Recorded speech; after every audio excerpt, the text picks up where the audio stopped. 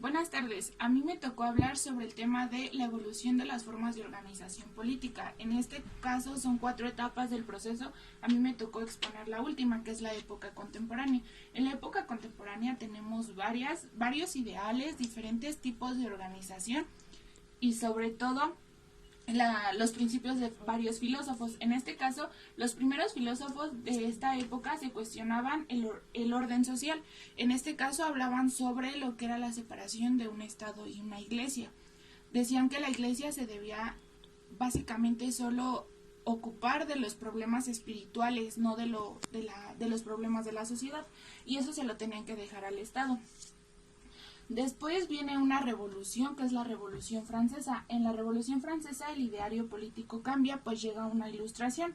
Esto también viene acompañado de la independencia de las 13 colonias, que fue en 1776. La independencia venía con 3 palabras, que es libertad, democracia y representatividad. Estas 3 palabras le dieron la vuelta al continente, ya que muchos estaban basando en ellas para otro tipo de ideas de gobierno. Después viene una monarquía constitucional. Como causas de esta monarquía constitucional viene el ascenso a la burguesía. La burguesía aumenta mucho, es fin al antiguo régimen. Al hablar del antiguo régimen hablamos de la monarquía absoluta. Hay una democracia representativa y con la democracia representativa llegan las asambleas. Estas asambleas toman 4 medidas. La primera de ellas es igualdad para todos. La segunda es la Declaración de los Derechos del Ciudadano y los Hombres. Después toma la Constitución Civil del Clero, que es la separación de la Iglesia y el Estado. La Iglesia ya está sujeta al Estado. Después toma la Constitución de 1791. En esta se hablan de cosas como la soberanía nacional, la división de poderes y el derecho al voto. Tenemos que en esta época contemporánea la economía fue baja porque estaba una reorganización del Estado. Básicamente estaban pasando de una monarquía absoluta a una monarquía constitucional. Entonces los procesos hicieron que la economía bajara. Aparte fue donde hubo menos tratados políticos firmados. A consecuencia de todo esto, en la última etapa de la revolución llega el liberalismo. El liberalismo va contra la monarquía y crecía entre más se favorecía la revolución industrial.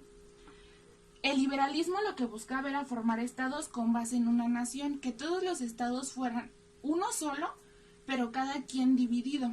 O sea, todos juntos, pero en base a una nación. Asimismo, en el liberalismo creció el romanticismo político y el liberalismo con la revolución y el imperio. Estaban basados en la revolución y el imperio. Querían que todos estuvieran ligados a un pasado histórico, a una lengua y a una cultura común. Nació una nueva forma de concebir el poder, la política y el Estado. Aquí mismo en el liberalismo tenemos a un personaje importante que es Friedrich.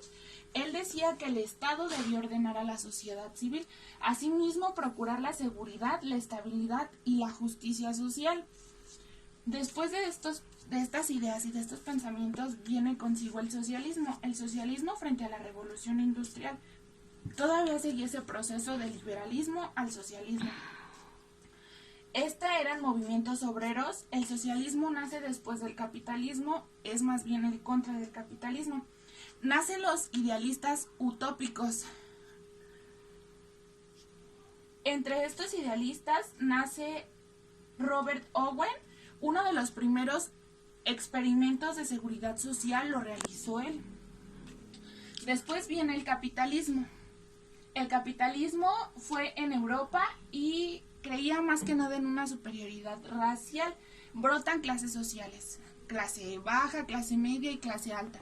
La mayoría de las personas socialistas que se basaron en el socialismo fue porque estaban en contra del capitalismo y de esas clases sociales que él clasificaba. Pues todos los que estaban abajo eran obreros que se rebelaban y comenzaban a hacer movimientos. Marx y Engels fueron parte de esos procesos económicos del capitalismo y eran lo que buscaban los movimientos obreros y el Partido Comunista. Básicamente estos fueron todos los procesos que vivió la época contemporánea en el proceso político.